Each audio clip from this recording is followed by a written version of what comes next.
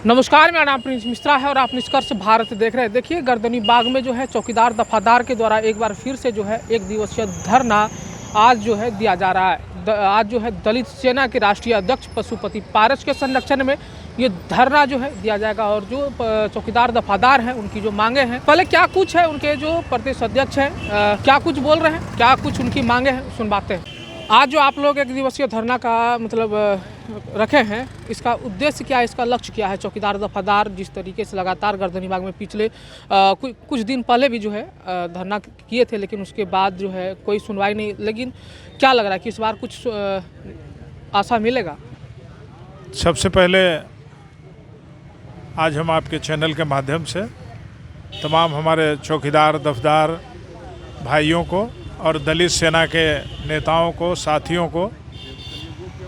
का हम आभार व्यक्त करते हैं कि आज एक दिवसीय महाधरना में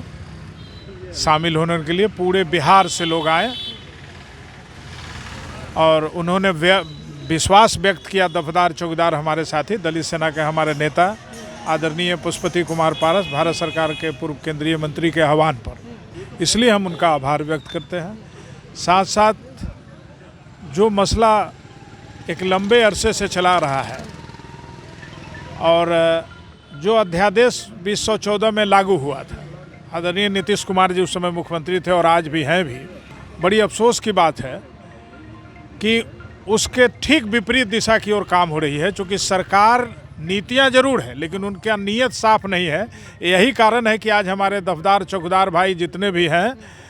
जिनका चाहे वो अनुकंपा का नियुक्ति का मामला हो, उनके अपने नियुक्ति का मामला हो, जो उनके आश्रित के नियम के आधार पर उनके आश्रित को करना है, इसके लिए सालों साल से भटक रहे भी हैं। इसीलिए हम लोगों ने तय किया, हमारी दलित सेना ने तय किया कि आज इस महाधरना के माध्यम से हम नीतीश सरकार को चेताएंगे कि आप अविलंब विधानसभा का जो सत्र आने वाला है अभी, उस सत्र में सुप्रीम कोर्ट के निर्देश के आलोक में जो उन्होंने सुप्रीम कोर्ट ने जो फैसला दिया था उसको अध्यादेश बना के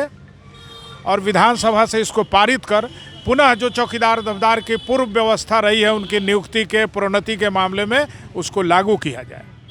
साथ साथ हमारी मांगे हैं कि जो हमारे प्रोन्नति के साथी हैं, जो चौकीदार से दफदार की ओर बन जाते हैं और उनकी जो सुख सुविधा है, उनका जो सुविधा है, प्रोन्नति के वेतन का मान का मामला हो, वो नहीं दे पाती है सरकार।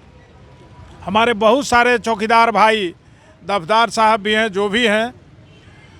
आजकल जो ये शराबबंदी है बिहार में, इसके नाम पर उन पर जितना अत्याचार हो रहा है, उन पर जितना कुठाराघात हो रहा है, उनके प्रति जब अन्याय कर रही है सरकार,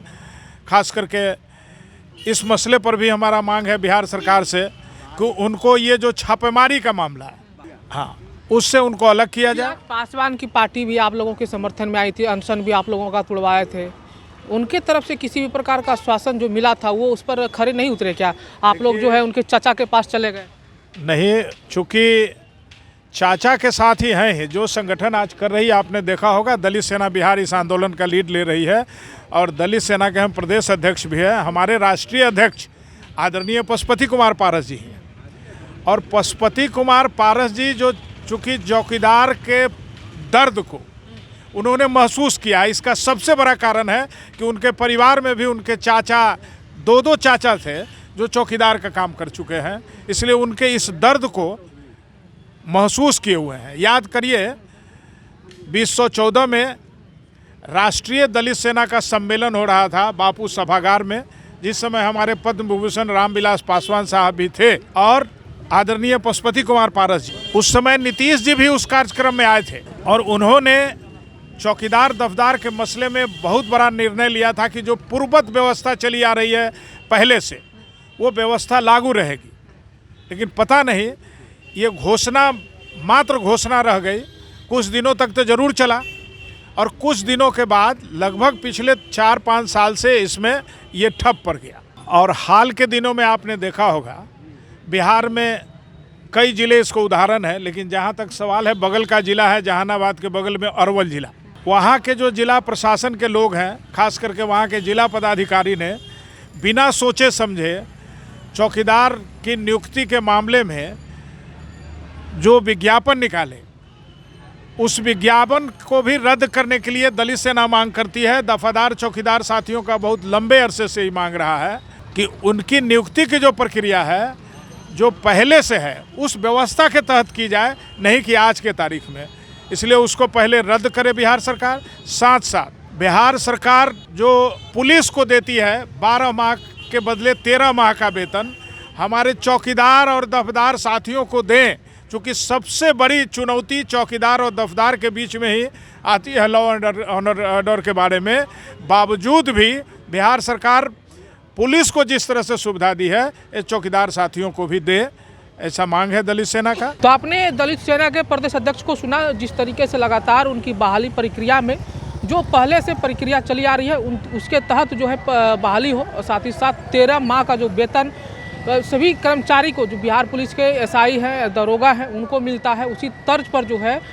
चौकीदार दफादार को भी मिले। ऐसे में आप लोगों को क्या लग रहा है, कमेंट बॉक्स में जरूर बताइएगा। धन्यवाद।